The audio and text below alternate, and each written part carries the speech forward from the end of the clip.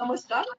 Today we are good evening to everyone. Today we are gathered here to hear to CCM Mangesh Kinare sir on a very interesting and most related topic, that is commonly observed ethical issues in CA practice. So before we begin with our session, I welcome Rushni Desai ma'am, Vice Chairman WIRC, Sanjay Nikam sir, RCM elect. And let us begin our today's session with ICAI motto song. Please put your hand on your heart so that we can start.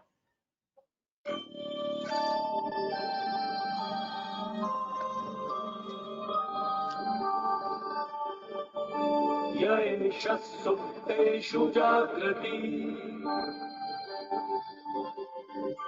यैषस्सुप्तेषु जागृति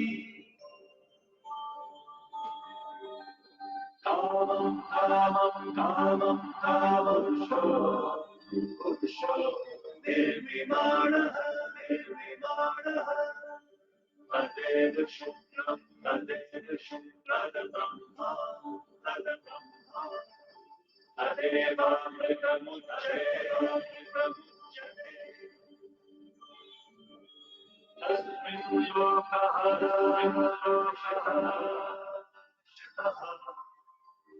सर्वभूताच्ययतश्चनान्यपि कश्चन एतद्वैता एतद्वैता एतद्वैता एतद्वैता एतद्वैता एतद्वैता. Thank you, Mishraji. Now I request Rushni Desai ma'am to give opening remarks for today's session. Thank you, Ruta. So very good evening. So first of all, I welcome CCM Mangesh Kinare, and I would like to even congratulate him for assuming this great position as CCM, and I'm sure he will do great work for the members at large. I also welcome the RCM elect. We have Ruta Chitle and Sanjay Nikam. They're going to start their term very soon in a week's time. So I really welcome both of you. From my side, I would like to say that it was a very satisfying year for me as office bearer, and I could really contribute to the fraternity in whatever best possible way I could. We have had several initiatives, and some of the initiatives which could be continued would be the Khoj initiative, where it will benefit really all the members, because now we have opened up Khoj portal for all the members. So anybody who's looking for employment can register on that portal Khoj, and any chartered accountant, any member, whether in practice or in anywhere in the industry, can also look up the portal for the members or chartered accountants who are looking for employment.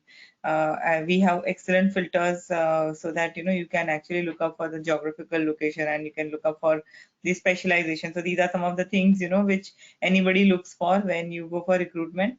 So we are trying to use the data in our platform to make lives easier for our members, because recruitment is a very expensive job, and let's help our members. This is the motto that we have.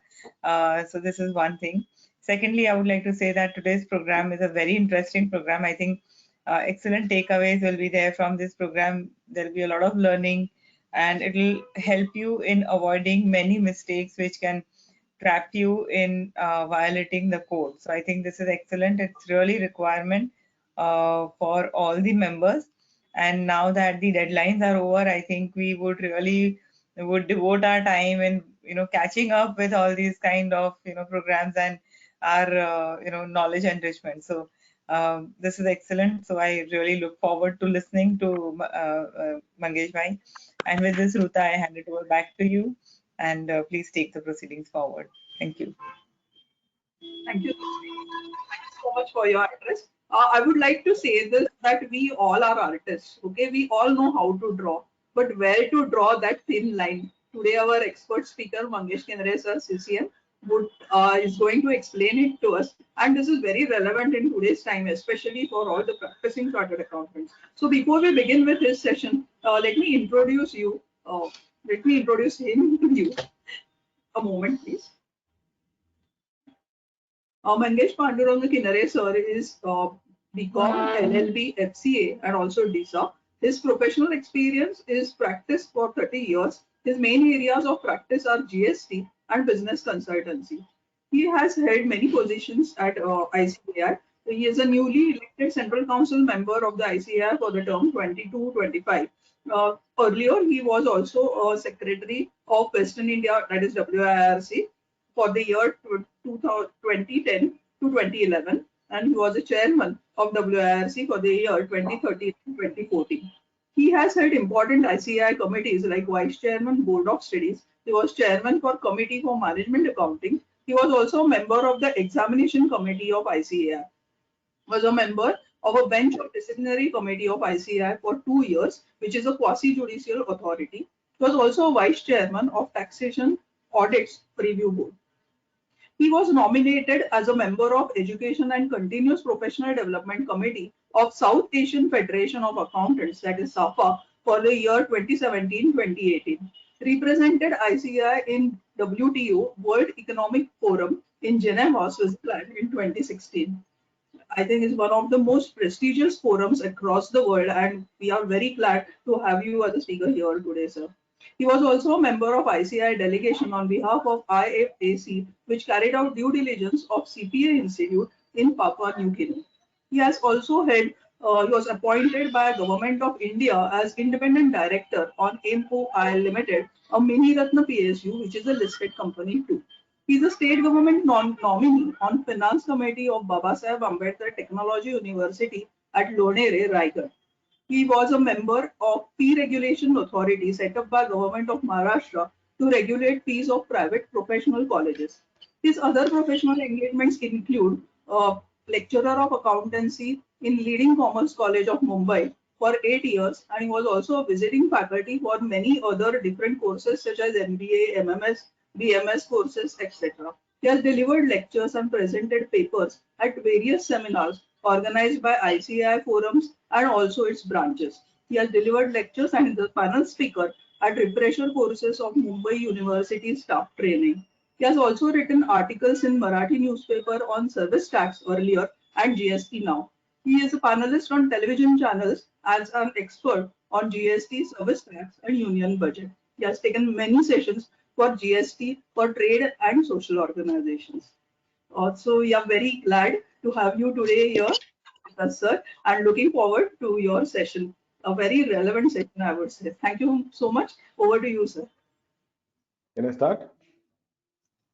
Can I start? Yeah.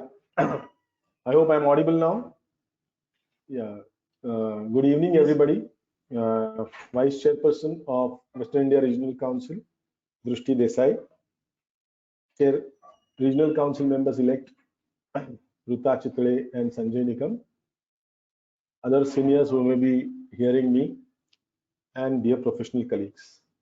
I'll first share my screen and I'll start straight away with the subject, because this is not a subject exactly it can be covered in 2 hours, or I have taken a sessions amounting to at least 3 hours on this. Same way I have taken for this session on for a couple of days also. So there's no limit to it, frankly speaking, as we discussed. And that is why what I have taken is the practical issues or commonly observed issues in this code of ethics. I'm not going in any preamble, because we all know what is code of ethics, how it has become applicable, what are the amendments, why code of ethics. But yes, I'll definitely say why code of ethics. And needless to say that we must be ethical.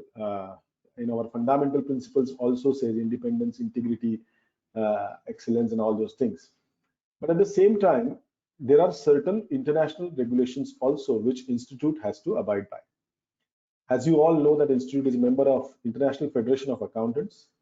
And International Federation of Accountants, if any accounting body has to become a member, it has to have the code of ethics laid down in a proper manner. So people argue many times that why there should be a codified or in a written code of ethics, section-wise code of ethics. We all, as it is, behave in an ethical manner. That's what many times people argue. But being a member body of IFAC, we need to have all this code set right in our proper codified manner. that is not exactly only the purpose. At the same time, there are certain things where Indian scenario is not exactly according to the international scenario. So there are certain carve-outs, there are certain issues of in relation to India which need to be discussed in detail rather than simply adopting the code of ethics from International Federation of Accountants. And that is why we have codified our code of ethics, classified in three parts. That is volume 1, volume 2, and volume 3. Volume 1 talks about the general principles taken mainly from the ISBA or International IFAC code of ethics. Volume 2 basically talks about the application material in relation to the context of Indian scenario. And volume 3 talks about certain glossary of the cases which have already been decided by our disciplinary committees. Now, as you will understand that it's very difficult to cover all these things. So we'll just discuss some issues today, which perhaps many of us may be encountering, which perhaps many of us may encounter in future, which may be there in the mind of people. And further, I have also encountered last 1.5 years or rather 2 years or so, I have been taking this code of ethics extensively, and I might have taken more than 100 sessions on that. And certain issues which I have encountered, certain issues which I have discussed also in Ethical Standard Board, I'm going to take up those issues also. Certain developments of Ethical Standard Board recently, since it has not come on the website, I checked the website in the afternoon. I may not be able to discuss that because unless it comes on the website, it is not publicized in that manner. And therefore, certain things may change, or it is not change as such, but certain things, certain additional things may come up in the coming times. What I would request the members is, we have a very good website of Ethical Standard Board. All our code of ethics issues can be answered by this website. There are a lot of queries raised to the Ethical Standard Board. Ethical Standard Board comes up with the various FAQs every now and then. Recently also we had an FAQ on HUF. Of course, that has to be published, as I said. So please keep track of it. Coming back to today's session, we are going to have the session for say 1.5 hours or so. We'll keeping the time for discussion or questions at the end. I'll try and rush off with this. Sorry.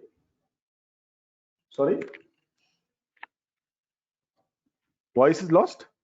Sir, for a moment we lost your sound, sir. Completely? Yeah, now it is okay. Sir, okay, sir. Yeah, now it's okay. For 10 seconds, 10 or 15. Sanjay, sir, continue, okay, sir. Now it is okay. Sanjay, you can check your this thing also, perhaps. Sir, okay. Mangesh, sir, continue, sir. Mishra ji आप बता देना, because क्या होता है ना, मैं फटाक से बोलूंगा, sir. Because relay is there from your side, no? That's why. I'll be rushing up with those issues, certain issues. I know there may be a number of questions which can be discussed. Whatever can be discussed today, we'll try and discuss. The very first issue which I wanted to discuss is certain questions which were raised to me. Can a chartered accountant in practice provide tax advisory or return filing service? Can a chartered accountant can be insolvency professional, whether you can have a COP or not? What is part-time in practice? Whether certification work can be done in that, and so on and so forth. Now, friends, why I'm raising this issue? Interestingly, in one seminar, one person asked me that, sir, where it is written that we can do the return filing service for clients? Now, friends, actually speaking, if you go through what are the services which are to be rendered by chartered accountant, it is mentioned in section 2, subsection 2. I have given all the provisions. I may not go through those provisions in detail. I know it's a webinar. Many times people prefer to listen than read. But I would request you, if you can just keep track on the screen, because I'll be referring to certain screen for the provisions. So if you can keep track of the screen, that also will help you additionally. So section 2, subsection 2, which is there on your screen, talks about what are the activities which can be done by a chartered accountant in practice. Now, it all talks about, if you can see on your screen, accountancy, audit, and all those things. It nowhere talks about taxation or tax returns. But there is a residuary clause which says that such other services as prescribed by council. Now, council has prescribed around 28 different services under the head management consultancy and other services, which is there on your screen. Some of the important services are there on your screen. In this presentation, I've used a purple font for certain things which have been added in new code of ethics from 2019 or 2020 onwards. So if you see this also, there is no mention about taxation services or tax return filing services. There are only couple of changes. That is, a registered valuer has been included, right? Insurance advisory, financial advisory services has been clarified that it is not insurance agency. Insolvency professionals have been included and administrative services have been included. What does that mean? First of all, let us answer one question from here. There was one question that whether if I'm an insolvency professional, whether I should have a COP or not. There is no question of this having this doubt, because our section 2 subsection 2 residuary clause, management consultancy and other services, says that chartered accountant in practice shall render the insolvency professional services. So if you are rendering insolvency professional services, it is necessary that you must have the certificate of practice. Definitely, it's an eligible service for us, for a COP holders. Insurance financial advisory services and insurance agency. What is the difference? Now, financial advisory services means advising the client in relation to the financial aspects of the insurance. If a client comes to me asking for which type of insurance I can take for my assets or life or business, then if I advise him, that's an insurance financial advisory services. The moment I refer to him certain company and start taking some commission from that company, it's an agency. Agency is very clearly not allowed to us. It is very clearly mentioned, not that earlier it was allowed. It has been now emphatically explained, right? Clearly explained that not including insurance agency. So insurance agency is not included in insurance financial advisory services. It's very clear now. As I said, valuer or insolvency professional have been specifically included in this definition, and naturally, therefore, the chartered accountant in practice, that if a person is doing this, giving these services, then he has to take the certificate of practice. Needless to explain this. The very interesting thing is an administrative services. Now, here lies an answer to our return filing. As somebody may raise a question that where in your code it is written that you can do a return filing services. Now, what is an administrative services? Now, administrative services, you can see on the screen, that's subsection 602 of volume 1. I'm talking about volume 1, not volume 2. In volume 1, it is very clearly mentioned that administrative services are allowed for chartered accountant. These services are assisting client in their routine mechanical tasks within, whatever operations we are doing. In that routine mechanical task, if you help the client, that is allowed, where the little or no professional judgment is required. Now, friends, there is a difference between consultation and filing. I am talking about filing. So as far as filing is concerned, it is allowed under this clause, residuary clause, under that last head, administrative services. Now the examples are also given in code. What does it say? Examples of administrative services include word processing services. Say if you are filing any any kind of letters or any kind of rectifications or such kind of a thing. Preparing administrative or statutory forms for client approval. Submitting such forms as instructed by client, monitoring statutory filing date, advising audit client for those dates, etc., etc. Now, friends, as I said, if you can look at the screen, it will be easier. I have highlighted or I have underlined couple of phrases. That is for client approval and as instructed by client. What does that mean? A chartered accountant in practice, in order to be its administrative services, he can do return filing provided he is doing it for client approval. He can prepare the returns on the behalf of client provided he is doing on behalf of client for client approval, and submit such forms from his terminal also, computer terminal also, right? But under the instructions of the client. So very important is client's approval and client's instruction, which perhaps many times we do not have. So again, in a disciplinary matters, when such issue comes, we don't have any letters, any approvals from the clients. And the chartered accountant is really red-faced in this case, because where is an authority who has told you? I have seen one case where client has simply said that I don't know what chartered accountant has filed. It was not, of course, institute case. It was some other case, but client disowned the return file from the computer of chartered accountant, saying that I was not knowing anything. I have given in DSC, I have given everything. So I am not responsible for that. How can I know that what is the filing? So, and unfortunately, the communication from chartered accountant was also there in his hand. So we must have clear-cut client approval for the forms which we are preparing from our office, right? That it is his approval which is important.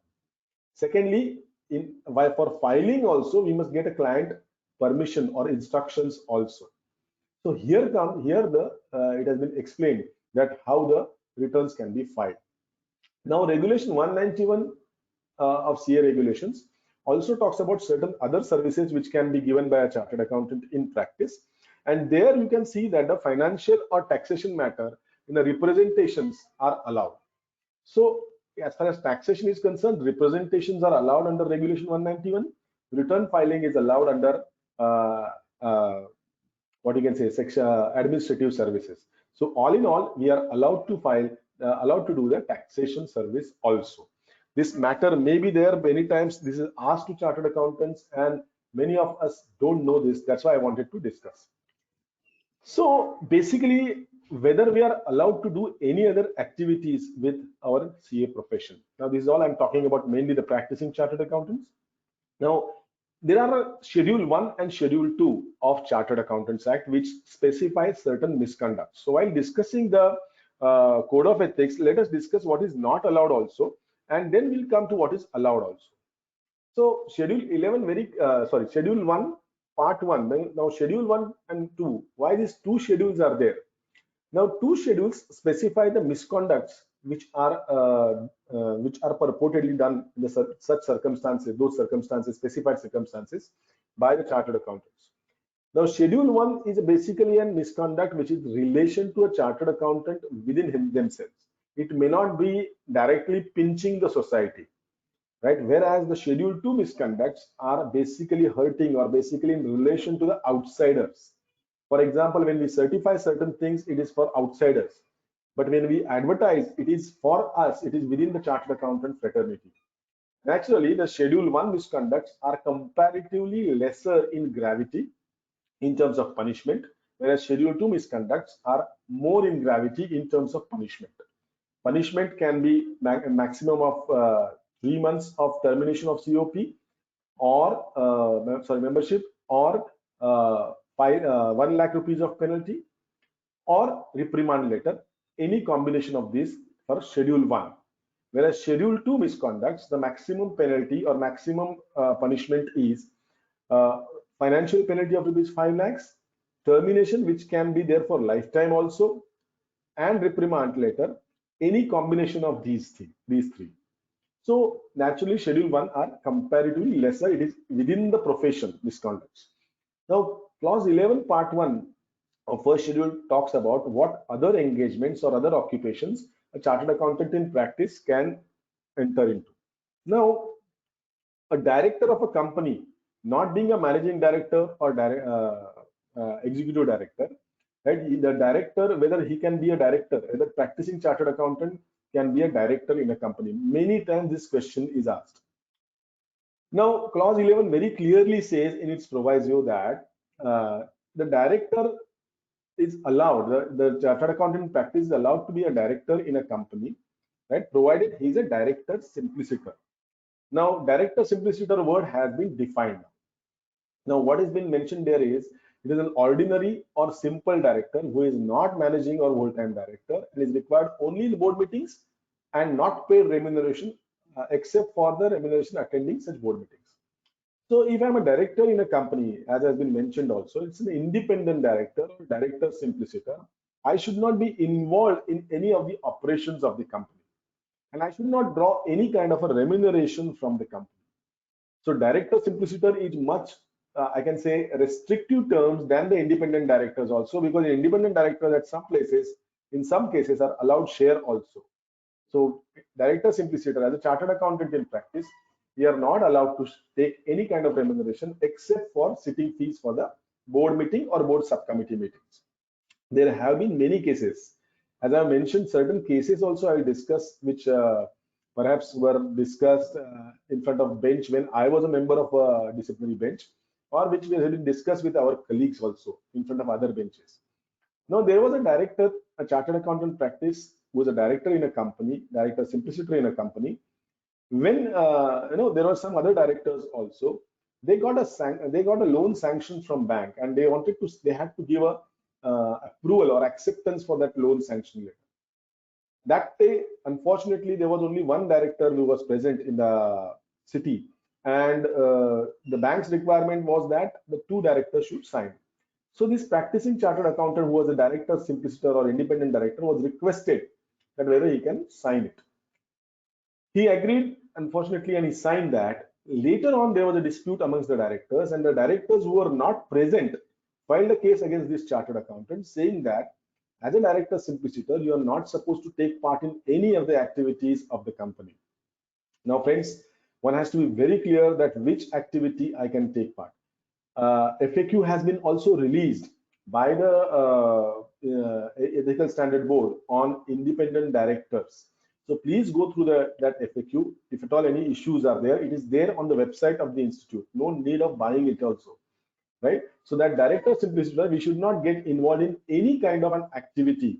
So when you are an independent director, you have to be extra cautious, because especially many times those directors or company directors, executive directors, are in a hurry, or would like to discuss certain internal matters which are administrative matters in the meetings. We must see the actually terms of reference of those committees or board, and then only enter into such kind of a scenario. Now, other occupations have also been permitted by Regulation 190A and Appendix 9 to CA regulations. I have just given an illustrative examples here in front of you. Now, in this includes employment in CA firm, then office bearer, honorary office bearer of charitable trust, author of books. If you are an honorary office bearer of a charitable trust or educational institution, it is allowed, but it is an honorary. Please remember that, right? So paper setters, examiners, many things are included. Interestingly, last two, if you can just go through it, acting as a loss surveyor under Insurance Act, recovery consultants in bank. Now, people were wondering that whether loss surveyors, chartered accountants can venture into. Now, Regulation 190A has clearly allowed. I know there are at least a couple of chartered accountants in Mumbai who are only doing loss surveyor, practice of loss surveyors. They are chartered accountants in practice. So it is allowed to us. It is one more area which is allowed to us. Perhaps we don't know, many of us don't know.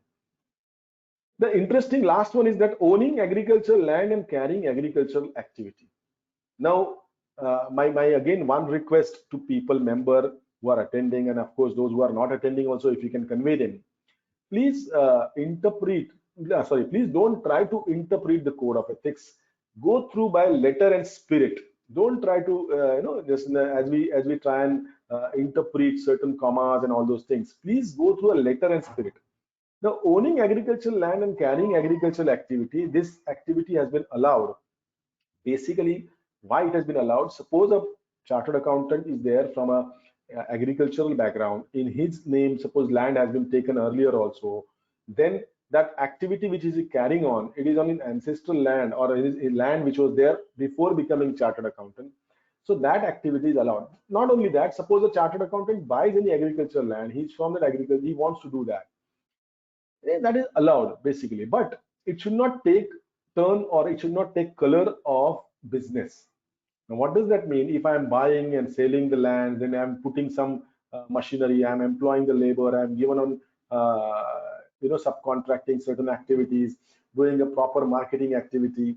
Now, we all know, we are chartered accountants, we all know that what can amount to business. So don't go by income tax definition. So whether this kind of a conscious activity would lead to business or not, if not, then yes, such agricultural activity is allowed. If yes, then one has to be very clear, very cautious. Then lecturer is also allowed, where if you are teaching in the college, provided the direct teaching hours should not exceed more than 25 hours per week. Now, friends, these are the activities which are allowed to us. Now, there are certain issues which have been raised various times, and there are many issues which are there in the minds of people. I'm just discussing these issues which are there in front of your screen. Just like a director simplicity is allowed, in a company, whether a non-designated, non-working or non-remuneration partner, right? Whether that kind of a partner in LLP is allowed or not. LLP doing a business activity. Now, many times this question has been asked. Very recently also, one chartered accountant asked me this question that I want to do an educational activity. Now, whether that I can do in LLP, I will become a sleeping partner or non-working partner in that LLP, just like a director simpliciter. But friends, code very clearly says, council or institute has very clearly clarified that there is no synonymous between company and LLP. So if a LLP is doing a business activity, a chartered accountant in practice shall not become any kind of a partner in that LLP. It's very clear. So there is no need of permission or and all those things. There is no requirement. I mean, you can't do it. So somebody was asking, no, if I can ask, there's some compulsion. There's nobody in my family. So there is no exception to this. Please remember this. Then whether a promoter signatory to memorandum article association, whether one can, a chartered accountant in practice can be a promoter or signator of memorandum and article. Yes, there's no harm in it. You can be there. But please take care that as soon as the company is formed, additional directors are appointed, and you, if you are promoter director, you are becoming a director simpliciter immediately. So that care has to be taken. Whether a person, chartered accountant in practice, can have a majority shareholding in a private limited company, yes, you can have it, no problem at all. Shares shares or derivative transaction, a very critical and I can say important issue. Let me explain it in this manner that, again, when you are interpreting code, please don't try to apply the logic of other laws. That is Income Tax Act. Basically, we are tempted to apply the logic of Income Tax Act. Now, derivative transaction has been clearly mentioned as business transaction in Income Tax Act, whereas recently in month of March 21, Council has cleared that chartered accountant in practice can do derivative transactions.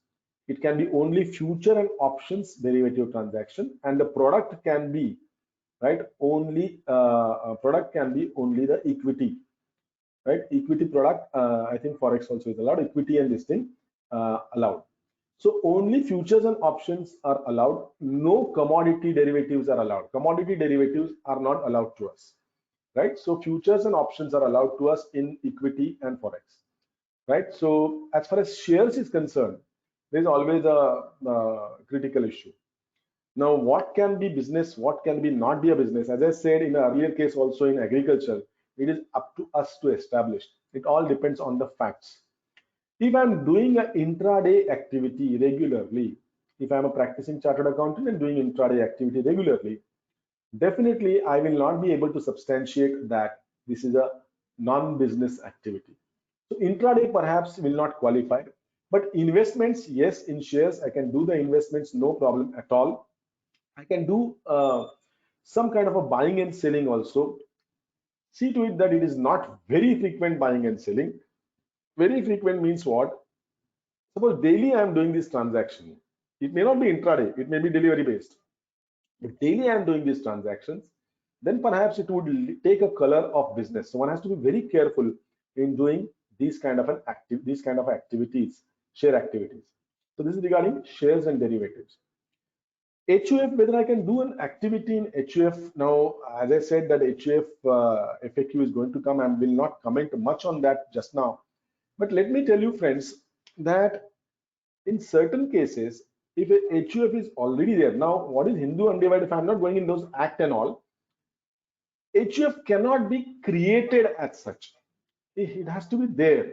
Now, it has to be there means it has to be some from the ancestral assets. It should be created. If I'm putting some money and then I'm saying that now HUF is created, Council has taken a view that you can't do the activities in HUF, business activities in HUF at all. It should not be there. So if you're a karta in HUF, by default, if you have become, say, because of succession or because of inheritance, any practicing chartered accountant becomes karta of HUF, which is doing a business activity, then that chartered accountant should take permission of the institute in writing. He should not take any active interest in the functions of the HUF business activity, just like a director simpliciter. Over and above that, he will be treated as part-time in practice. He will not be allowed to sign attest functions. So that is very important, friends. As far as HUF is concerned, we can't do any activity, business activity in that. If I'm having HUF is already there, I can do the investment activity, but only from the funds of the HUF. I cannot bring the funds and do the investment activities in the HUF, right? Now, general power of attorney, whether I can have a general power of attorney. To my mind, this was question raised in one seminar, that general power of attorney, if I'm taking on behalf of client, I think it should not be taken, because then you'll be involving in the business of that client. But suppose one of one of attorney has been taken, or one of the power of attorney is taken for one such instance, right? Say for representation, or for kind of an bank transactions or something of that sort, then that can be allowed. But if it's an audit client, statutory audit client, then one has to be very careful about taking in power of attorney on behalf of those clients. Statutory does not mean only company. Statutory audit means audit under any act, right? So it should be taken care that such power of attorney is not taken from those clients. Now, whether person can be a chairman of Section 8 company, yes, but again, director simpliciter principle follows in that. Member of board of management in urban cooperative banks. Now, this was an issue recently discussed in ethical standard board. Urban cooperative banks RBI has come up with this circular regarding urban cooperative banks, that they should have a board of management, and practicing chartered accountants are qualified to become a member of that board of management. Now, the question is whether we can become. So now the ethical standard board has very clearly allowed it, provided again we are acting. Our activities are just similar to the what you can say, this director simpliciter. We are allowed to become a member of board of management of the urban cooperative banks. I also discussed certain decisions of ethical standard board that which we can do. You can take an Udyog Ajar registration, authorized representative of foreign company, provided you are not an auditor of that, right? So all these things are there. Even these decisions of ethical standard board are there on the website. We can now every now and then refer those decisions. Going further, friends, when we are appointed as an auditor, what care should be taken? Now, clause 9 very clearly indicates that if we don't follow the Companies Act rule provisions, we'll be held guilty of misconduct. Now, Companies Act 139, Section 139, 140, Companies Act 2013, these provisions specify about the compliance of certain conditions when the appointment of auditor is done. And one has to be very careful. I can just cite you one case here, which is, I distinctly recollect, because in the very first year of council, we had decided this case. A very senior chartered accountant, unfortunately, was held guilty of misconduct in this. What happened was, his assistant, who was doing an accounting work, brought him certain balance sheet of one company, 5 years balance sheet of one company for signature. There was nothing in that company, right? There was no transactions at all. Signature was also made on a prospective basis, not retrospective. उसी दिन का signature किए गए. So there was no issue as such. Unfortunately, later on, there was a dispute amongst the directors. Now, certain directors, in order to prove that other section of directors have actually looted us or actually have fooled us, they mentioned that, see, they have also appointed the auditor without consultation, without following a due process. Now, having said that, the case was taken up, right? Because without due process, the auditor has been appointed. Now, please remember, there was no problem at all as far as the contents of the balance sheets are concerned. There was no problem about the signature is concerned, because signature was also on prospective basis. The main issue was there was no AGM held, and unfortunately, that senior chartered accountant, who did completely on faith, right? We also knew that he actually, there are so many such instances we also come across day in and day out. So we must take care that, especially when this kind of a statutory things are concerned, cooperative society, company, trust, the appointing formalities have been followed or not, right? All statutory filings, ROC, have been done or not. It may be in faith, jaldi karna hai sir, aap karke de do, somebody might tell us, please don't do that, right? There have been these cases under clause 9, And in mostly in clause 9, the cases are like that only because of the pressure, because of the request from the client or assistants or some kind of such people fall in that trap. There has been a case, बहुत बार ऐसा भी होता है, many times it happens that we are appointed as a statutory auditor, earlier auditor, उनको हटाना है. So sir, I will remove them, I'll appoint you, no problem, you come. Many youngsters don't even, I mean, I'm not saying only youngsters, even seniors are also, we don't go and read those provisions. So removal, right, or non-appointment of retiring auditors, right, there are certain requirements are there. Removal of auditors, approval of central government is required. It is very easy that मैं इसको remove करता हूँ, आपको appoint करता हूँ. Now, many times what happens is the practicing chartered accountants are very much attached to the clients. Youngsters feel that, array, I'm going to get a very big client, private limited company hai, acha turnover hai. Now they are removing that auditors. Now they don't want, they are not going along well with that chartered accountant. Many things, colorful things are told to us. Now this person is not proper. He has been harassing us, so we don't want him. So we'll remove him. You come inside, no problem. So that, let us not fall in that trap. Let us see the provisions have been fulfilled or not. Tomorrow, if something happens, those company people are not going to come our help. So compliances has to be done properly. Now, one may wonder that how can I find out that from where the AGM is held or not held and all those things. So we can ask for the notice copy of the AGM with suppose a delivery copy if we are in such kind of this thing. There are council guidelines that which says that whether the notice has been properly served on members and outgoing auditors or not. We must be ensured about it. And we must obtain a duly verified and signed copy of the resolution from the chairman at the time of first appointment. Now see, these kind of things in a hurry many times. Now recently also when tax audit season was there, many calls came to me, sir, I said appointment will le lu kya? Now see that many times client want to change the auditors at the fag end or towards the due dates. So let's not fall in this trap. See that our appointments are proper. This kind of things also happen many times in trust and cooperative society.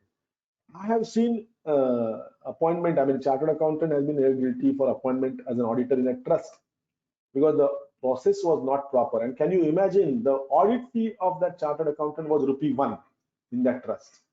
It was a religious trust. Unfortunately, for ₹1, in a good faith, just to oblige somebody, he just took up an appointment without seeing that whether my appointment is proper or not. So please see that the relevant act provisions are followed or not. Now, there was certain discussions on WhatsApp also that institute has said that if last year fees is not paid, then I can't take the audit of the current year for the same client. If my client is there and he has not paid last year's fees, I cannot take the audit of that client. Now, there was some things, what we can say, distorted manner. It was this mail and this kind of a WhatsApp message was circulated. There is a provision in section 410 of volume 1, and the principle-based provisions which are there, for which council has already explained. So what does that provision say? That provision says that the self-interest rate might be created if a significant part of the fees is not paid, right, for the earlier years. So if the quantum of fees is more, right, then the interest rate might be created. You become a creditor of that company or a client. So if you're a creditor of a client, whether the independence can be preserved, that's a concern. Now, as I said, volume 1 basically talks about the what you can say, principle-based provisions based on the ISBA code of ethics. Now here we have decided that, I mean, this we have been already given the certain options here. So what can be the option? You can get our work reviewed from the other chartered accountants, or you can get a partial payment of the overdue fees. Now, friends, it does not mean that, suppose somebody is taking 50,000 rupees fees, and next day he can't do the work. You have to see with context of the entire balance sheet.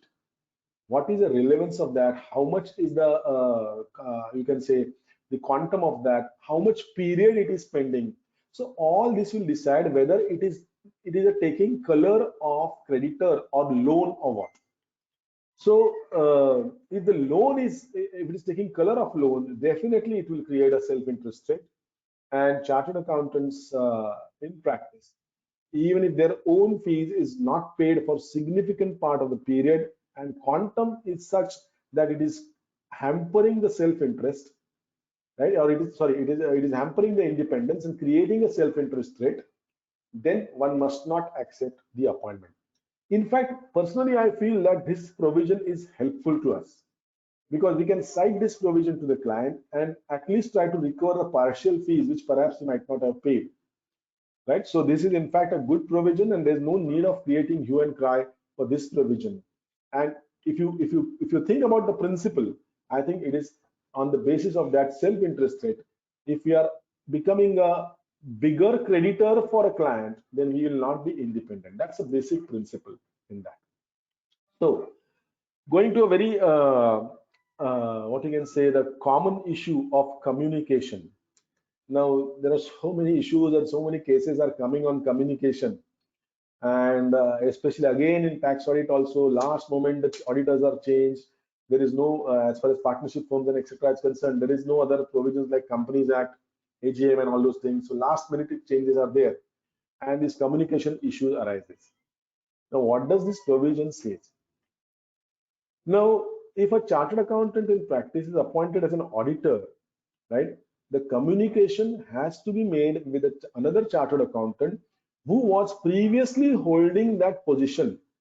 And such communication must be before acceptance of such appointment. Very interesting, friends. Before acceptance of such appointment, before we go ahead, I'll give a very, very live and interesting case which we have encountered. There was a private limited company. In that, person was doing statutory audit also and taxation work also. He didn't want to continue with audit practice. So he said that, no, I don't want to continue. You appoint somebody else as a statutory auditor. So say, for example, and you all know that in a private limited company, statutory and tax audit are basically done with in tandem only. So they appointed a chartered accountant. Say, suppose last date was 30th September. They appointed a chartered accountant, say on 6th of September or something. Now, this chartered accountant conveyed or communicated with the earlier chartered accountant that whether I have been appointed as this thing. He got a letter on 6th of September. So he said that, okay, you have resigned, so I have been appointed as an auditor, whether you have any objection. The earlier chartered accountant also said, no problem at all. You go ahead with this thing. I don't have any objection. So say this communication was completed between 6th September to 10th September. Now, when this chartered accountant completed, new chartered accountant, new auditor completed his statutory audit as well as tax audit. Naturally, it was till of almost last week or end of September. But for the purpose of ROC and holding that AGM, recently also we have seen these cases. He put the date on the balance sheet as 31st August, right? As far as statutory audit is concerned. Now he had an NOC, mind you, but he put a date as 31st August. Now, subsequently, what happened was this earlier chartered accountant, some taxation fees was not paid by the company. Some dispute occurred amongst them, between them. Now, that earlier chartered accountant who gave the NOC to new chartered accountant filed a case against new chartered accountant saying that you had asked for an NOC, you have communicated with me on 6th September, I gave to you on 10th September, but you have signed the balance sheet on 31st of August. Now, how can that happen? So you have not accepted, you have not communicated to me before acceptance of the audit. It was very clear on the basis of the dates that it is not possible. Now, friends, therefore, in this UDIN era also, many people asked that 60 days ho gaya, abhi kya kare, AGM to nahi ho sakti hai company ki, then what to do, UDIN reh gaya, abhi, if I take UDIN today, it will be December date. The council has given you some some kind of a concession to us. How to make use of it? It is for us and not for the client. So we must be very clear about it. Otherwise, tomorrow something will happen and we will be in a difficulty. So it should be before acceptance of audit. Now, secondly, whether it is applicable to all audits? Yes, this clause is applicable to all types of audits: statutory, internal, stock audit, concurrent audit, Anywhere the audit word is used, it is important. Now, what is the meaning of position previously held by chartered accountant? So, if suppose in tax audit, 1 year, first year there is a tax audit. Second year, because of the turnover criteria, the tax audit is not there. Third year, there is no tax audit. Fourth year, again, there is a tax audit because the turnover is crossed the criteria. Now, whether the fourth year auditor, which is appointed, should communicate with the first year auditor? The answer is yes, because it is said that it is position previously held by the chartered accountant. It is not previous year's chartered accountant. So one should communicate with the person who was earlier doing this job, whenever he was doing that. Right? So that is very important aspect. Now, modes of communication, we must do it only by registered AD post or by the way of the what you can say is the hand delivery. Email communication has been added in that, but mind you, simply sending email is not sufficient. Again, FAQ has come on this of Ethical Standard Board. Please go through it. But merely email communication is not sufficient. Communication must be on email with acknowledgements. If you see all these 3-4 communication, the acknowledgement is very important. So we must have an acknowledgement in hand. It can be of okay, noted, received, whatever it may be.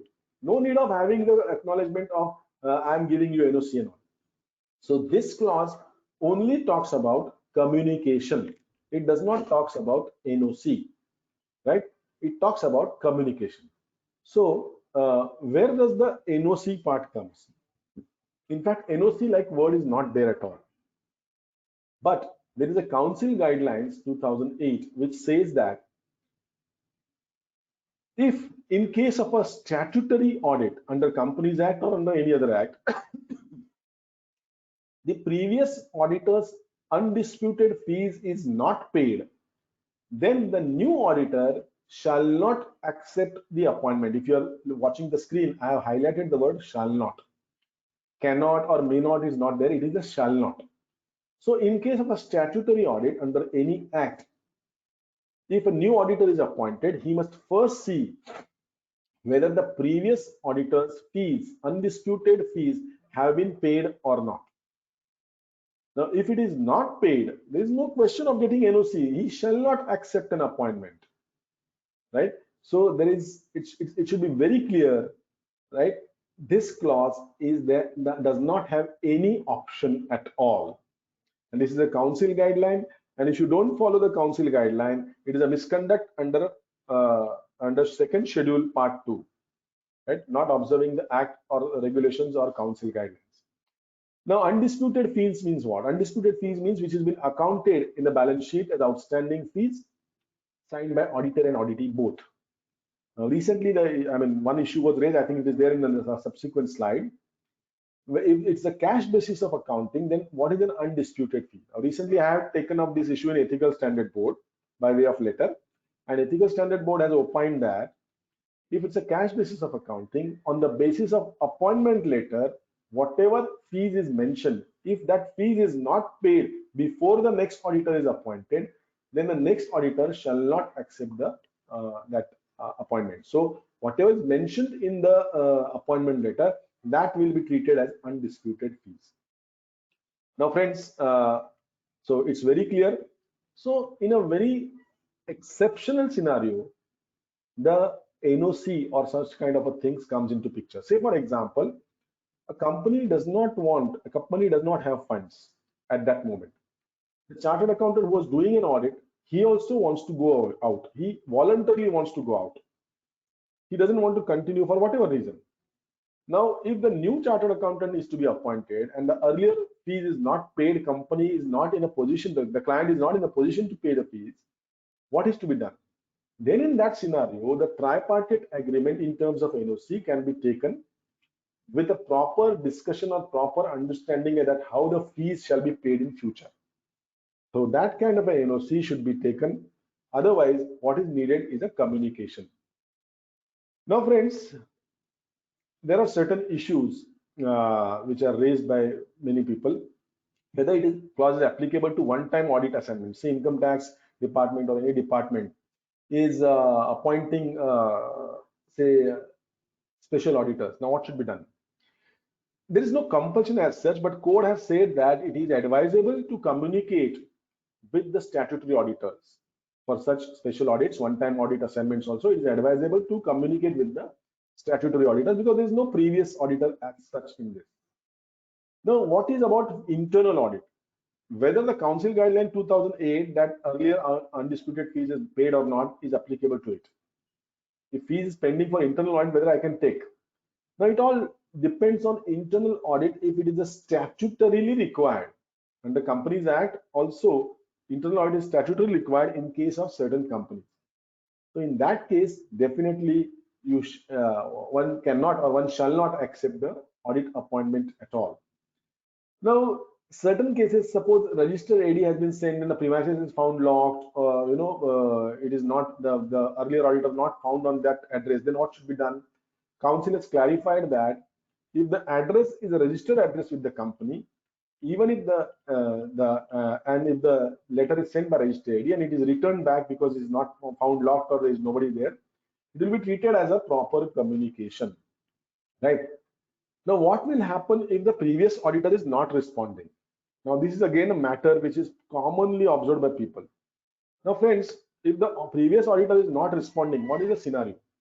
Now, here, friends, as I said, if it is a previous auditor's statutory audit fees, undisputed audit fees is not paid, there is no question of accepting.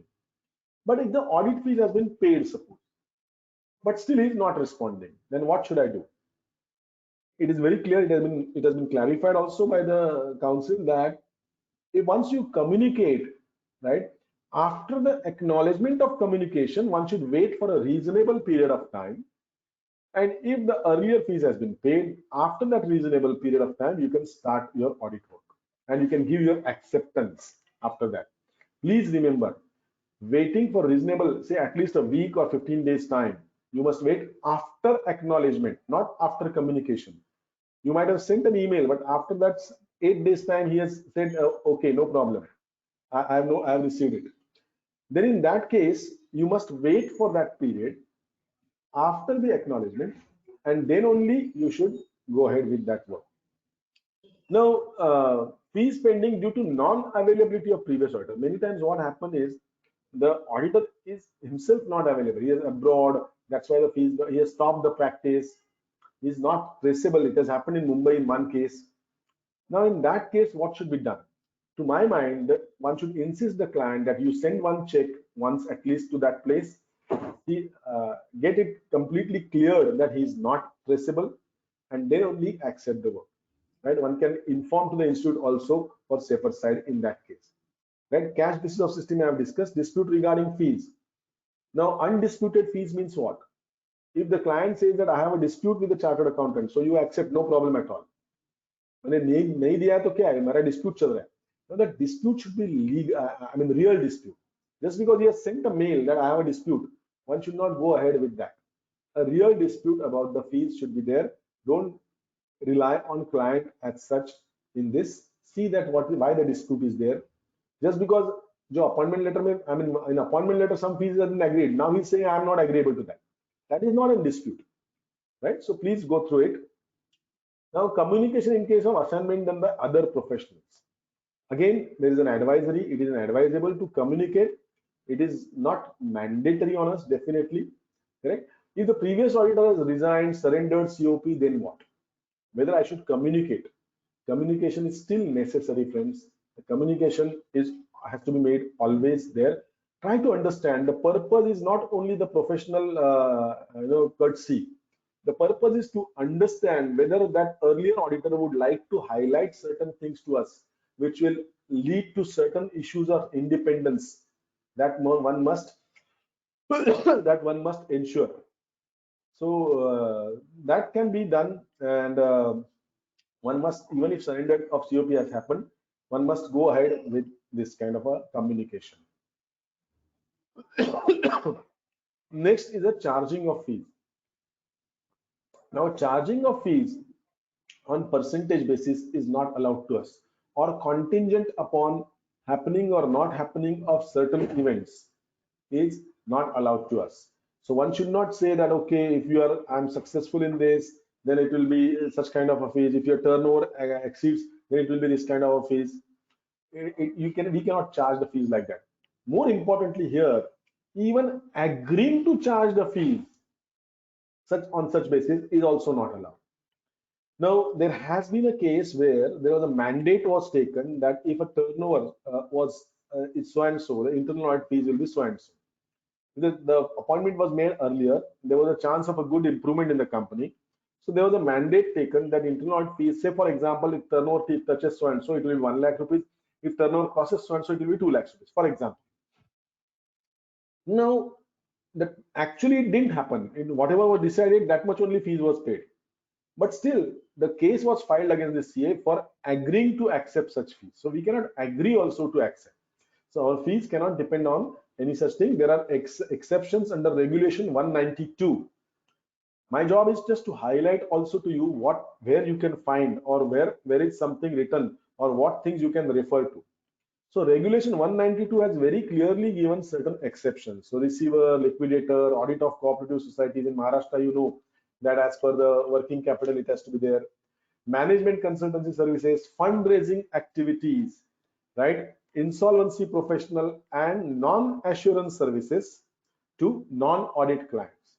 So if I'm not doing an audit of that client, again, I'm telling you, audit does not mean audit under Companies Act, any kind of a statutory audit. Then in that case, it's a for such audit, if I give non-assurance service, I'm not certifying, I'm not assuring anything, consultation is there, then in that case, certain contingency or percentage-based fees is allowed. So, as I said, that even if the terms of engagement include such kind of a clause, then also it is not allowed to us. Now, very important and I can say a practical thing is confidentiality and custody of the assets. Now, I have seen many cases here happening, and especially for small and medium chartered accountants. As I said, we get attached to clients so much. Now, see, here also it is mentioned that the chartered accountant in practice shall not disclose clause 1, part 1 of second schedule. Now, it is a second schedule. So CA in practice shall not disclose information acquired by him during the professional engagement. It is not audit to any person other than his clients, right? Without the prior consent or when it is required by law. So without the prior consent or when it is required by law is very important. So any professional engagement when I am entering into, I should not disclose the information at all unless it is required by law or if it is consented by the client. I can give you 1 or 2 cases here, and I always give this because this kind of a scenario happens many times with chartered accountants. There was one chartered accountant doing this funding business, funding services. So he was doing a loan of a client in a bank, and bank asked for certain information. In order to give a services, jaldi loan hona chahiye.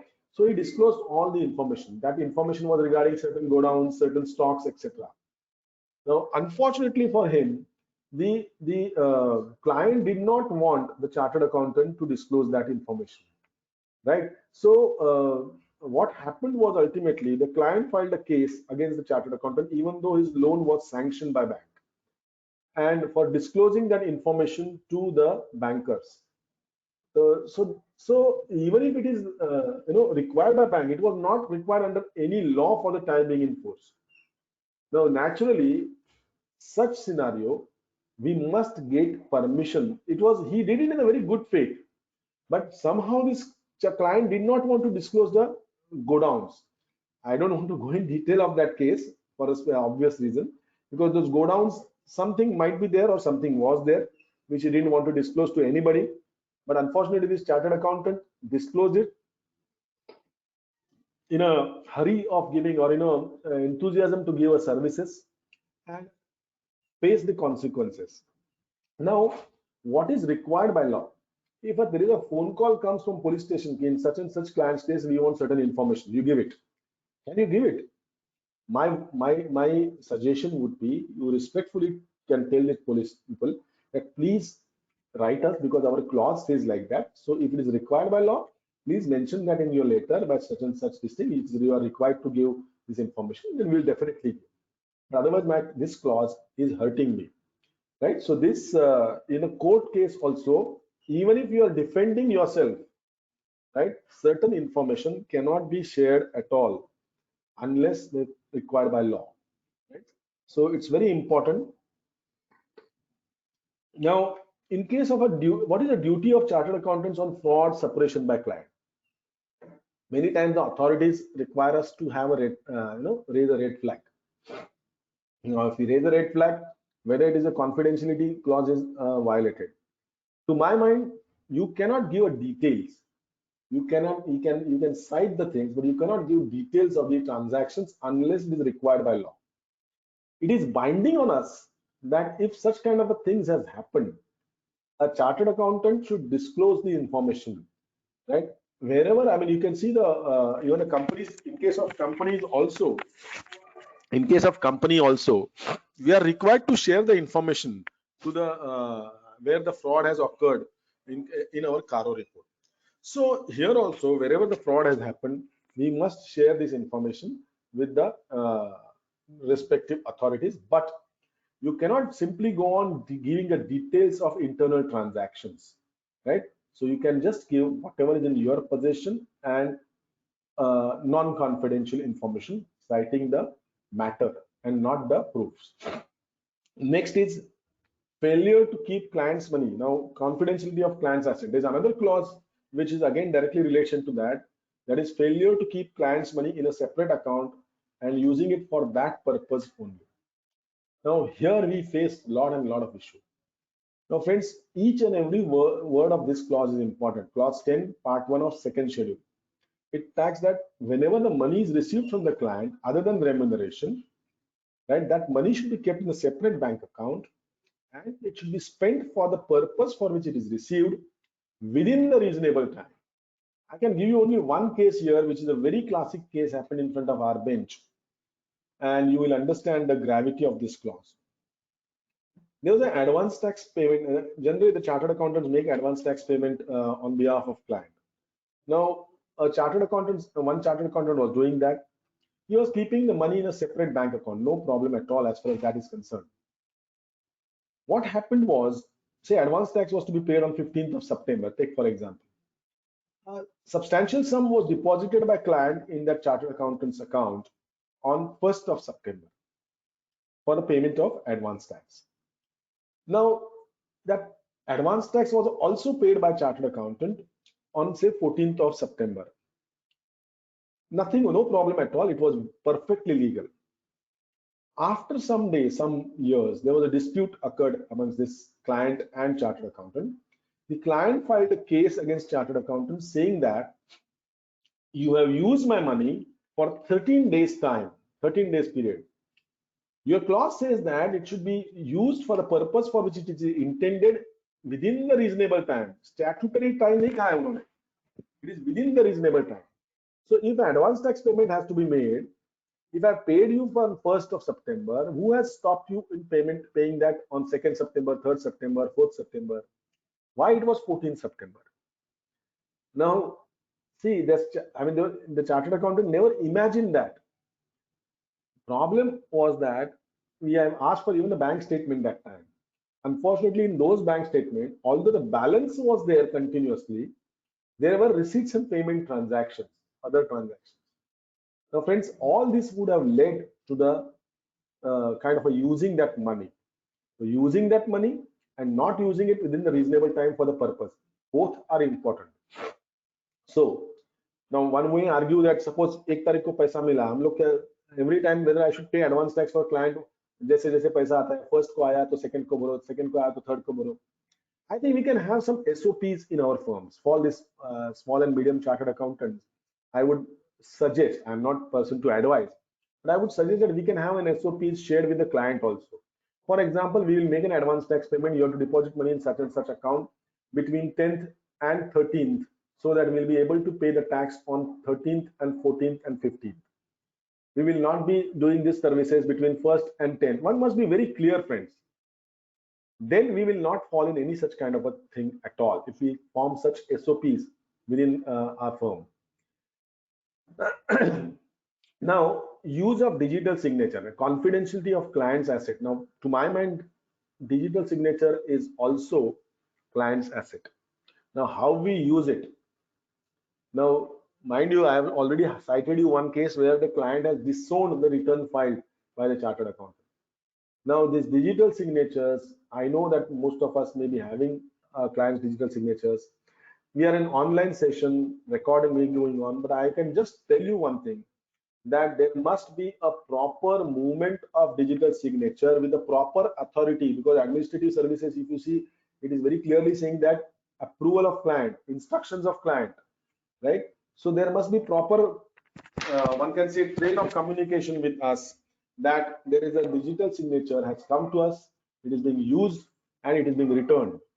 There should be proper trail of communication. I am not elaborating on that, right? So that thing, and use also, if you can do it, it is used by the client's person only to whom we have allowed to do that thing. That will be nothing like that. So such kind of a communication should be there on our record. Such SOPs have to be prepared, because I know that small and medium practitioners face a lot of such issues as far as clients' money is concerned.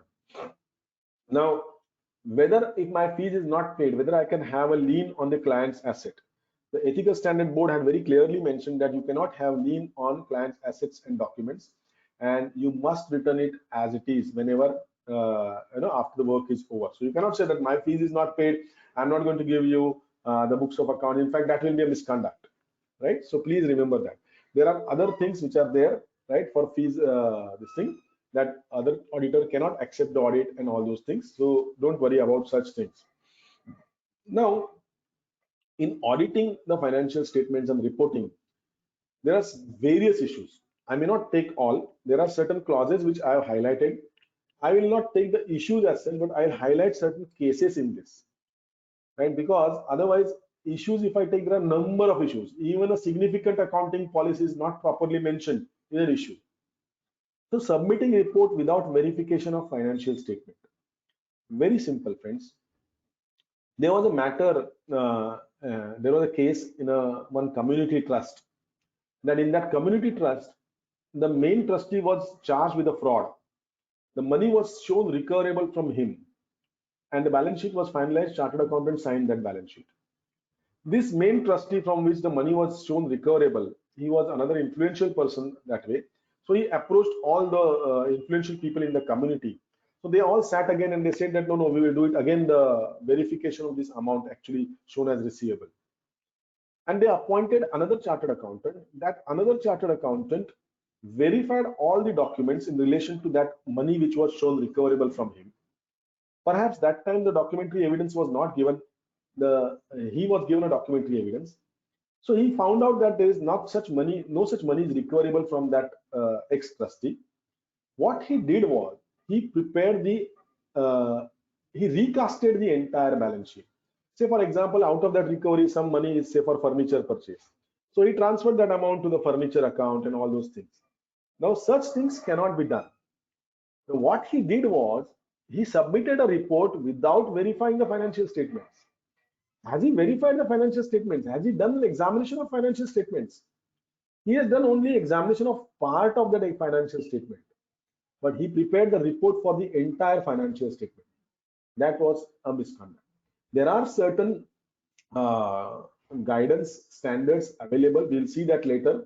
There is a standard on agreed upon procedure. You can do such assignments as per that standards rather than simply recasting the financial statement. Then clause 5, 6, 8 are something of similar. Failure to disclose the material fact, failure to report the material misstatements, obtain sufficient information. Many times, I can just cite one or two cases here. Now, in one case, what happened was, this is very important because we may be facing such issues. There was a construction company. What happened was, in 1 year, it was a very small construction company. We were taking one or two projects at a time. So in 1 year, it so happened that they didn't have a project at all. So what they did was they invested money in a mutual funds in that year. So in that year, they were having only mutual fund dividends, right? And as significant assets were in mutual funds. Now, auditor, it's a construction company. There's nothing, no transaction at all. Simply the report was given. Unfortunately, friends, Reserve Bank of India guidelines says that, unfortunately for that auditor, Reserve Bank of India guidelines says that if in a company more than 50% assets are financial assets and more than 50% income is a financial income, that company becomes NBFC. And we all know in Caro there is a specific clause now. That time there was no specific clause. And if the registration is not taken for NBFC, the auditor has to report to Reserve Bank of India. Here the auditor was not able to bring this material fact on record, right? And he was held guilty of misconduct. Imagine a construction company becoming NBFC. So we also may be having certain investment companies of the client. Please look into it, right?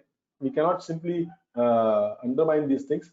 So there are so many things. There are so many laws. There are so many activities which clients follow. And certain important aspect of those activities, if we are not able to disclose, I also cite one case where the loan of a bank was taken over by asset finance company on the last day of the accounting year. The chartered accountant might have asked an information, but there was no documentary track. Client might have said that I have taken a loan. That loan was mentioned. Earlier, that loan was from, say, A bank. That loan was simply shifted to the loan from others. CA also signed the balance sheet. Subsequently, it was found that the loan was taken over by asset reconstruction company. And in the court, when this balance sheet was produced, right, they had to justify that we have taken the loan, we have taken over this loan, because their name was not mentioned at all in the balance sheet. So they filed case against this chartered accountant. Now this chartered accountant pleaded that I asked for the information, it has been classified under loan. But friends, if it is classified under loan, then the Companies Act specifies certain disclosure requirements. If I have not got the information, I must qualify it that I have not got an information that from where this loan has come. So simply acting as per the client saying would not help us. So we must follow this auditing auditing of financial statements. Certain norms are there. We are supposed to, there was an interesting case where the matter was different against the, two brothers were fighting against each other. They have to hold that that one brother is fooling the other chartered other brother. So what they took up was they took up an audit report of the chartered accountant of that company. Both brothers were partners. So they took an audit report of that partnership firm, and they found out that there are certain issues which are mentioned by chartered accountants, right? There was no accounting standard followed. There was no significant disclosure of accounting policies, nothing. Now, this chartered accountant pleaded that it's a partnership firm, but you know that for partnership firm also standards are mandatory, right? So we become unfortunately privy to many of the disputes which are there with the client. So our job is to stick to our standards, stick to our law, and if we report as per that with the documentation in hand, I don't think there are issues there in this case. I think this can be a second last aspect because this is a major aspect, but I'll be covering it very fast, right? There's so many issues are there in solicitation, promotions, and advertisements. There's one more issue after this. Now in solicitation promotion, friends, there are clause number 5, 6, and 7 of part 1 of first schedule are important. Clause number 5 says that we cannot secure the professional work by any other means which are not permitted. We cannot go for advertising. We cannot go for searching. We cannot go on making rowing inquiries, right? So this kind of rowing inquiries, etc., are not permitted to us. There was a discussion initially about the chartered accountants in employment. Let me tell you that there is something which Ethical Standard Board has also come up with a portal wherein we can have our firm's name hosted on that portal. If suppose I am in, say, X city, in that X city I want to say that my office is there, we are handling these kind of services, you can do that in that portal. No need of going and searching and contacting people and doing certain things which are not allowed to us. Now clause 6 talks about solicitation. We cannot solicit the clients and professional work directly or indirectly. Now, important is directly or indirectly. What is indirectly? Indirectly means through somebody. I have also cited this case in past also, which we only ruled it. A young chartered accountant, young person became a chartered accountant in a small town. He held a office opening function for which he invited some important guest of that city, maybe MP or a mayor or somebody. That MP or mayor gave a speech citing good things about him. He can do so many things. He's a great person, and so on and so forth. Next day, it was printed in editorial column in the newspaper.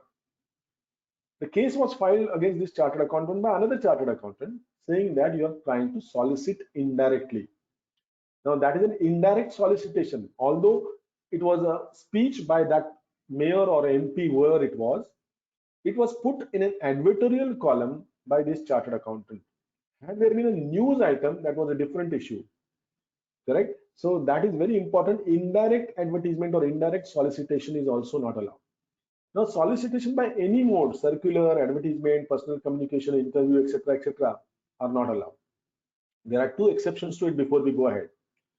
If the tender has, if the tender is there, and if practicing chartered accountants are responding to the tenders, that is allowed, subject to the tendering guidelines. I'm not going in detail of tendering guidelines. It is there on the next page. The tendering guidelines says that if the work is specifically restricted to chartered accountant, then such tender shall not be applied if the minimum fees is not mentioned in that tender. What is specifically restricted to us? Statutory audit under any act.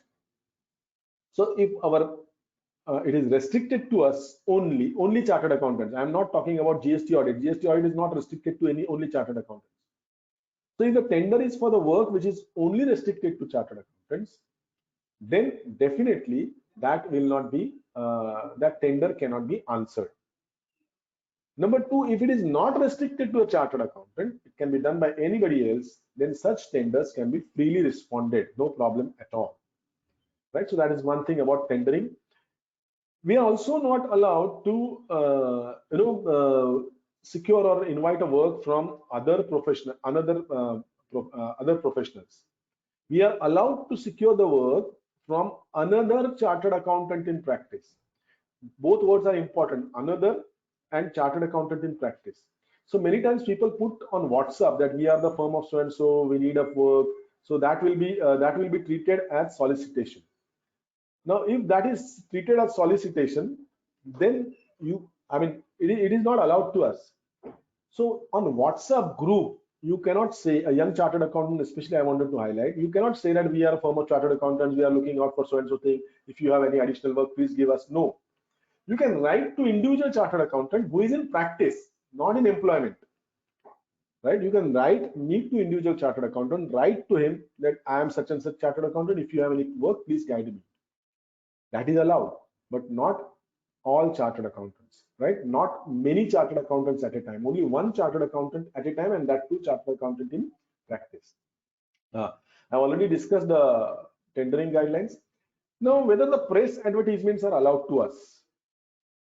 My answer, I would have loved to have an interaction. I know that many of us might have said no. My answer is yes. Press advertisements are allowed, but it should be given. There's a difference between advertisement and solicitation. It should not lead to solicitation. It should give only factual information. So I'm changing office from place A to place B. I can simply put an advertisement, no problem at all. But if I say that we are moving towards a large office, now our services we can be able to give, we are coming near to you. Now, such kind of things would lead to solicitation. So factual information, will come to that more when we see the write-ups. So write-ups, etc., we can put it in the newspaper also, no problem at all. Right? Say, additionally, this time the institute also has specifically mentioned that many times the firm is having an internal function, say silver jubilee, golden jubilee. The factual information about that can be given in the newspaper. Say place, the venue, the time, what it can be an attire, so on and so forth. Not more than that. Right? So that can be allowed. So such kind of an advertisements, even if solicitation advertisements cannot be given under the name of post box numbers. No problem, no at all. So no solicitation can be given, right? Yes, inviting a staff, interviewing the staff, no problem. That kind of advertisements can be given. Now, greeting cards invitations also, it is allowed only for friends, clients, right? Only for such kind of a things it is allowed. Other generally, this kind of a thing, relative friends and clients are allowed. Now, sponsorship, individual sponsorship is allowed. Firm cannot sponsor anything, any event, right? Only exception is the event by the program organizing unit, say branch or study circle or institute itself. Otherwise, firm cannot do anything. Individual CSR donations, sponsorships are allowed. In that, you are practicing chartered accountant or firm name cannot be mentioned. CA Mangesh Kinare, that kind of a thing can be mentioned, no problem at all. Now, coaching, there is a specific guideline on that. If some coaching is allowed, you know that. But in the guise of coaching, if you are advertising, we had a case where on the coaching class banner, a practicing chartered accountant's name and photograph was written. He was teaching in that institution. But below that, his name and photograph, below that, it was mentioned that practicing chartered accountant, expert in taxation. So such kind of an advertisements are not allowed. So in the coaching banners, we should not have, even if we are coaching in the class, we should not have our name as a practicing chartered accountant, nothing. Better not to have our name. Illumination signboard, keeping the factual information, we can have the signboard design. TV movie credits, if you are a consultant to those production houses, that is being specifically allowed. It was allowed earlier also, now it has been clarified. As far as interviews, etc., right? If in interview we are giving on a technical matter, not resulting in any kind of a publicity, no harm at all, right? As far as books are concerned, again, we are allowed to give CA as our prefix. Even a firm name is permitted, right? But there is no professional attainments, so many years of practice, expert in so and so, such kind of a thing should not be mentioned. Now, uploading of educational videos allowed, but we cannot. We can upload the educational videos on YouTube or anything, but we cannot have anything mentioned there as a partner or so and so firm's name or contact number and so and so. If I appear on the internet, now just now as I am appearing, now if I am allowed to mention the firm name, but I cannot solicit that. I cannot make an exaggerated claim, but I can allowed to mention the claim. So this is not, I am not uploading it. If WRC uploads it tomorrow and I have mentioned the firm name, I have not mentioned my firm name, but if I mention my firm name, that is allowed to me, but I myself uploading the educational videos are not allowed. Now, there was an interesting question where fees has been mentioned. One chartered accountant mentioned that on WhatsApp group as is acknowledgement that I have done such and such work for a such and such religious organization free of cost. So if this kind of a work, if you want to do it, I'm available for that. Now, friends, intention was very good. But if you see our guidelines, advisory, even a mentioning a zero fee is mentioning the quantum of fees. We are not allowed to mention the quantum of fees anywhere at all. Right? So this is a, it was mentioned on the WhatsApp group or somewhere it was he highlighted. He highlighted a very noble intention by pride also that I have done such and such things and it is being happening now. So if you want to do certain things for such religious institution, I am volunteering myself, no charge at all. Now, such thing is a gross violation of this advisory, which has been given by the institute on 28th of April 2020. So no, I mean, even if we are doing good thing for a society free of cost, we cannot say that I have done this free of cost, right? So please don't do it. Ranking of CA firms, etc. They ask for the details. We are not allowed to give. Network other than chartered accountants network, institute network, registered with the institute. We are not allowed to become a part of any network. Many people become a member of network, physical networks, where other professionals are also member. They form a cartel or a kind of a network, and they say that we can do the work together. Now the multidisciplinary partnerships are allowed, so go for that rather than going for such network. We are not allowed to enter into any kind of a network with other professional if that network is not registered with the Institute of Chartered Accountants of India, right? So I know I don't want to name networks, but people have been becoming member of such networks for the purpose of work. It would amount to violation of this solicitation clause. Just like a physical network, there are aggregators also. We receive many calls that we are maintaining on the website such and such information, pay such fees, we will be hosting your information. Please don't become member of such aggregators. It is again violation of this clause. As I mentioned, institute is coming up with a portal wherein you can have your firm's name listed on that. Rather, it has already come up with that portal in the month of July. So you can have your name hosted on that portal, so that if somebody wants to check the chartered accountant, say for example working in the funding activities, a CA firm in such and such city, right, or such and such part of the city, they can track from the institute portal now. No need of becoming, and that is free of cost. So no need of becoming members of any such service provider aggregators, right? So please remember that it is not required. Now, clause 7 talks about what can be printed on our stationaries and what can be done about write-ups, etc. Now, our stationery, cards, etc., we can print only certain degrees, right? Which degrees CA are allowed to print? Only the degrees of a chartered accountancy degree, degrees of the universities established by law, right, recognized by central government, right, or title indicating the membership of ICAI or such other institutions, right, which is recognized by central government or recognized by the council. Only those degrees can be mentioned. So we must be very careful about mentioning the degrees. As far as diplomas are concerned, only institute diplomas can be mentioned. There are 4 to 5 diplomas to my best of my mind: DISA, DIRN, then DMBF, that Diploma in Management Business Finance, then Diploma in International Taxation.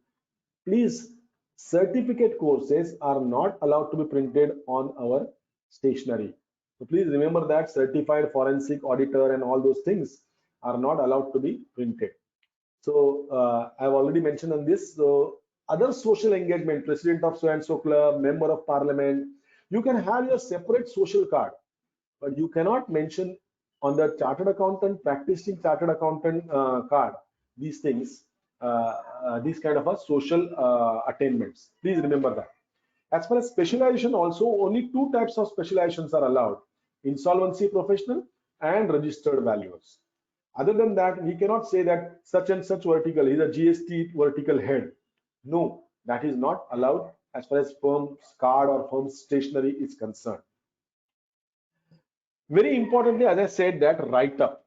There is a proviso to this clause 7 which says that chartered accountant in practice may advertise through write-up, setting out the services provided by him or his firm and particulars of his firm subject to the condition prescribed. Now, these guidelines very clearly says that write-up means writing the particulars as per the guidelines, setting out the services, not names of the client, rendered by the firms. So these guidelines one must understand, and if you prepare a write-up as per these guidelines, you can circulate it by print or electronic mode as you want. Now, what are these guidelines? Now, these guidelines mention there are so many restrictions. Basically, if you go through it, it is only the factual information which has to be given. Subjective information cannot be given, number 1. Number 2, you cannot give any endorsements or testimonials. Just very recently, one chartered accountant firm asked me that very important person wanted to give something good for him, say something good for him. So they said that whether we can mention it in our firm profile. It is not allowed. Whoever it may be, even if the Prime Minister says about good about any a firm, that firm cannot print it in that their write-up that certain such things have been said. So no testimonials, no endorsements are allowed. No awards except the awards ICAI awards or awards of the regulatory bodies or awards of the state government and central governments. So no awards or position held can be written there. Right? I am a direct independent director. I cannot write it on my professional write-up. Right? So these things cannot be mentioned. No achievements and awards can be given. So people would like to have their own logo. That is also not allowed. You can use only the institute logo, that is CA and tick. It is not emblem. Emblem is not allowed to us. Right? And the font should be less than 14. So if that write-up is prepared properly, even a photographs of the partners is allowed with a passport size photograph. So kind of a services rendered, passport size photograph, name of partners, office, and all these things. This factual information, if I prepare a write-up, I can print it in the Times of India first page also, no problem, right? But you please strictly adhere to it, because if you give any information, right, knowing it to be false, correct, that will be treated as misconduct. So write-up also should be prepared properly. Online third-party platforms, yes, we can become a consultants over there, but audits are not allowed, and our advertisement or solicitation should not happen from that. Telephone directory also subject to a logical sequence being followed. We can have our name printed in telephone directory, provided there is a proper standard way of charging to the chartered accountants. So I'll just move here because substantial interest I would like to skip. So I'll come to last one directly. Grossly, I mean, last two words, grossly negligent, clause 7, gross negligent. Friends, this clause 7, which talks, clause 7 of part 1 of first schedule, second schedule, talks about grossly negligent. Now, if you see this clause, this is not only grossly negligent. It also talks that if a chartered accountant in practice shall be deemed to guilty of professional misconduct, he does not exercise due diligence or is grossly negligent in conduct of his professional duties. It does not restrict to audit practice. It is for all, right? So any professional duty, if you are grossly negligent तो एक बार समझ जा सकते हैं, but lack of exercising due diligence, then in that case also it is treated as misconduct. Whereas clause 2 part 4 of first schedule talks about general behavior also. Clause 7 is talking about the professional behavior. यहाँ पे अगर if I'm not able to give a due diligence, act as due diligence, I'll be held guilty of misconduct. Whereas, as per clause 2, first schedule, part 4, if through my general behavior or general conduct, I am bringing disrepute to the profession, it is also misconduct. So, a chartered accountant in practice should be conducting himself or herself very well, not only in profession, diligently, not only in profession, but in a personal life also. Right? That's a duty casted upon us, that we are supposed to be, or we are a chartered accountant means the law abiding and the citizen who will not do such any wrong things, even acting outside the profession also.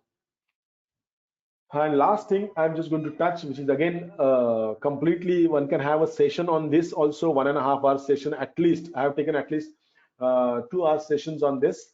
Preparation of certificates and reports. Clause 3 part 1 of second schedule says that a chartered accountant is not permitted to shall not permit his name to be used in connection with estimate of earning contingent upon future transactions, right, which will lead to believe that he is vouching for the accuracy of that forecast. Basically, this is regarding the project report. So such kind of a future earnings, if client is preparing any financial statements showing the future earnings, you cannot put the signature on that. So provisional balance sheet is a future earning, right? Project report is a future earning. So such kind of things you cannot issue, or you cannot sign on those things.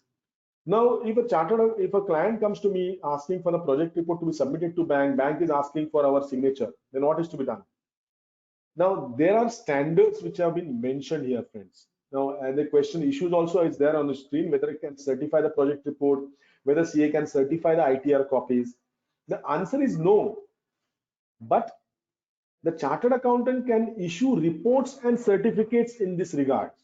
Now, what is report and certificate? I am not going in detail, but on your screen, if you see, there are certain standards, there are certain guidance notes which have been issued by the ICAI. Standards on assurance engagement talks about examination of prospective financial information. Now that standard clearly gives us an indication that how I am going to prepare project report. If the client is preparing, we are not supposed to prepare the project report, and if you are prepared, then we cannot sign that, right? We cannot prepare a certificate for that.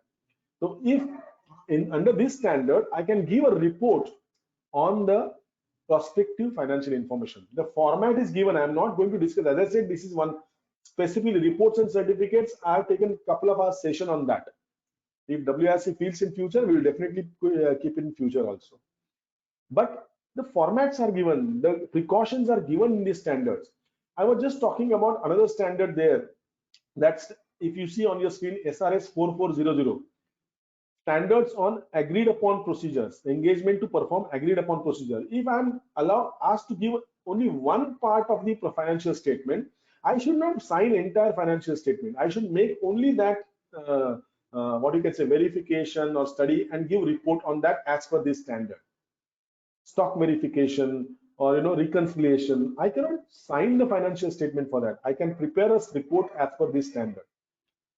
Now, provisional balance sheet or ITR verification.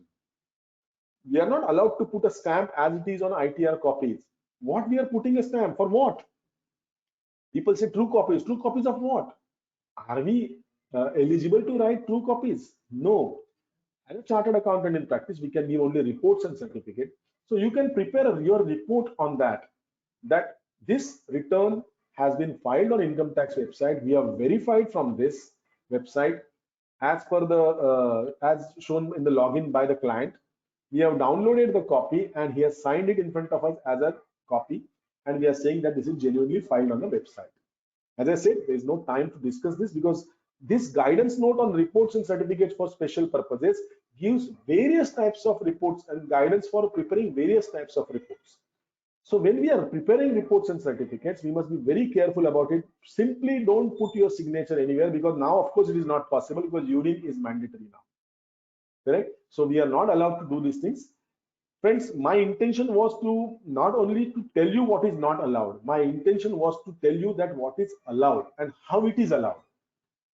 I think I've tried to take it up within the specified time, and I hope I'm able to give the justice to the subject.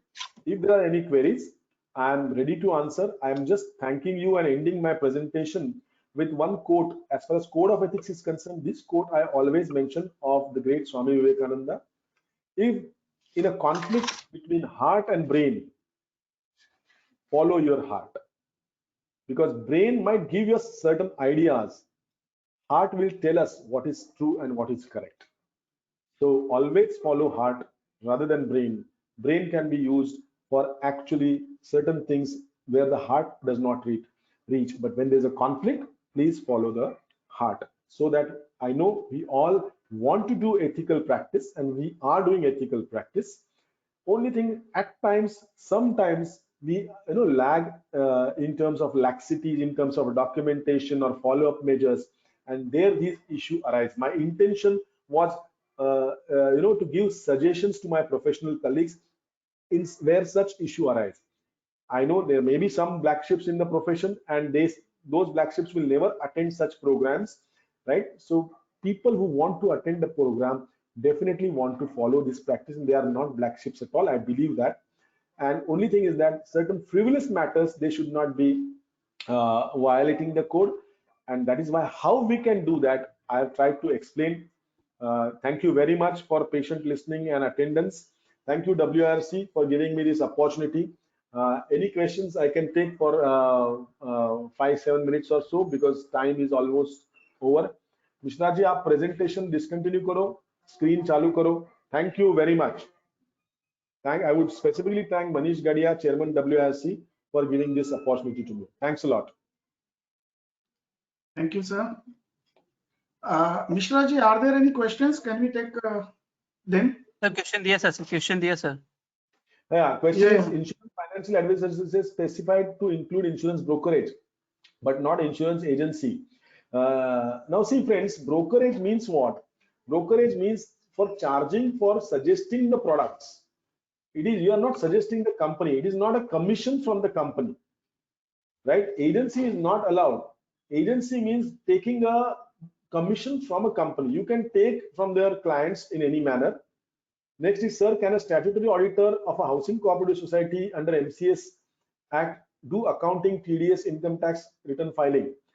TDS and income tax return filing would come definitely under administrative services. Accounting is specifically not allowed for an auditor under not only cooperative societies, for any such client, even a tax audit client. Next is, sir, if there is no ancestral property of such HUF, can't HUF be formed? If not, then the family cannot take benefit of HUF provision forever. Yes, that is unfortunately that's the thing which is there. Ancestral property can be in terms of a money also, can be in terms of a gift also. I'm not going to elaborate on this. Let us wait for the FAQ to come. Can a Twitter account opened in CA firm name posting details about the firm posting amendment in a various act due dates? Now you cannot go on giving it a general information to each and everyone. If it's an internal communication, Twitter, it cannot be an internal communication. You can give outside world only the write-up as per the write-up guidelines. Financial updates, etc. Individual member, without mentioning its firm name, as I said, can give. Uploading, it's kind of an uploading of a video, educational video, right? So you can't do that in a firm's name, definitely, according to me. Can we accept statutory of bank branch from which our client has availed the credit facilities? To my mind, depending upon the client and the quantum, you should one can say that restrain from doing that. How the client is important per se, I can't see any issues are there in this, but definitely depending upon facts, one can answer, one can take a decision. Tender only for CA and minimum fees is prescribed, but I have seen few instances where fees quoted was less than minimum fees mentioned in RFP by certain firms. Now, whether it is allowed, frankly speaking, it is not allowed. Now, if your minimum fees, why it is minimum fees has been mentioned in that tendering guideline, that we should maintain certain professional decorum. That has been mentioned. So if you're quoting less than minimum fees, then perhaps you're not observing the tendering guidelines or tender guidelines or tender conditions also, according to me. So that may not be allowed as such. Any other queries? If there are no queries, yes, there's one more thing. Return filing portal like ClearTax, TaxGuru are giving massive advertisement. However, practicing CAs are not allowed to advertise. ICAI should protect this IT filing work and should approach government to stop these aggregators. We cannot stop anybody. That is why, as I said, that we have started our own portal also, where the chartered accountant firms can mention the services which are rendered by them on their own portal, and they can write it with their entire write-ups on that. Not only tax filing. We can't go to government and say that you stop them, you stop them. This is not. We are under the Act of Parliament.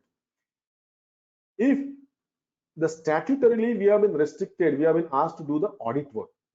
So that work, if somebody is entering into, definitely we can go and discuss, and that is not happening, and that will never happen. As far as tax filing is concerned, as it is, the tax practitioners are allowed to do that. Is it not? So it is not proper also for institute to do that. COVID-19, many situations we had to provide personal services to senior citizen, NRI, non-techno savvy individuals. Was it allowed if subsequently those persons paid fees? I am not able to understand these questions. Senior citizen, personal services to senior citizens, techno, non-techno savvy. See, as it is, return filing, etc., is allowed to us. So it is allowed basically. I mean, fees, if you are getting, not getting, that's not an issue. Was it allowed, etc.? Was it allowed if subsequently those persons paid fees? I frankly speaking, I'm not able to understand this question, but any such filings are allowed to us. Ninth one is, sir, if major fees of CA in practice 10% or more is received from single client, is there any issue? Now, see, these guidelines are going to come, and then the new code, there was a 15% cap was there, but that has been deferred till 31st March.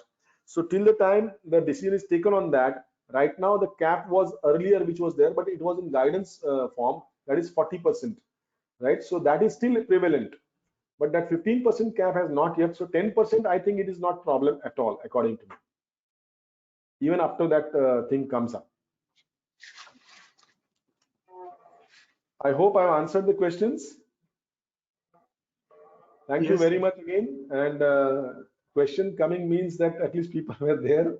So good to know that people are attending. Attending means attending, not listening only. Great. Thank you very much. Any issues, anytime you can contact, anytime we can discuss. I'm available also, no problem at all from my side.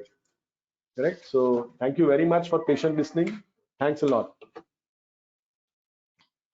Thank you, sir. And it was our pleasure, sir. Very good evening to one and all. I am CA Sanjay Nikam. It is such an honor for me to get the opportunity to thank you all on behalf of WIRC. I would like to express my gratitude to all the esteemed delegates of the webinar for their presence and contribution to make this webinar great success. As Mangesh rightly said, members have not only attended, but they were glued to the screen and they were asking valid questions. So they are alive and alert while listening to you, sir. I extend my sincere gratitude to our honorable speaker, CM Mangesh Kinare, CCM, to take out time from his busy schedule to grace the event. We are thankful to him for such a wonderful webinar present and very informative presentation. We have heard you many times, sir, and every time you succeeded in putting your impression on us. You rightly and with lucid language explain the nitty-gritties of the topic, complex topic, like commonly observed ethical issues in CA practice. I am very much confident, sir, because of your expertise and good presentation, our members must have benefited with your knowledge. I must thank WRC team, especially our chairman, Manish Gadia, sir, vice chairperson, Drushti Desai, for giving opportunity for members to attend such webinar. I am grateful to our co-panelist, Ruta Chitale ma'am also, for being MOC of this successful webinar. Last but not the least, the technical team who supported this webinar for smooth functioning. Thank you very much, Mangesh Kinare sir, once again. And your presence was very much enlightened our members. So good evening, good night, and goodbye. Thank you so much. Thank you, everybody. Thanks a lot.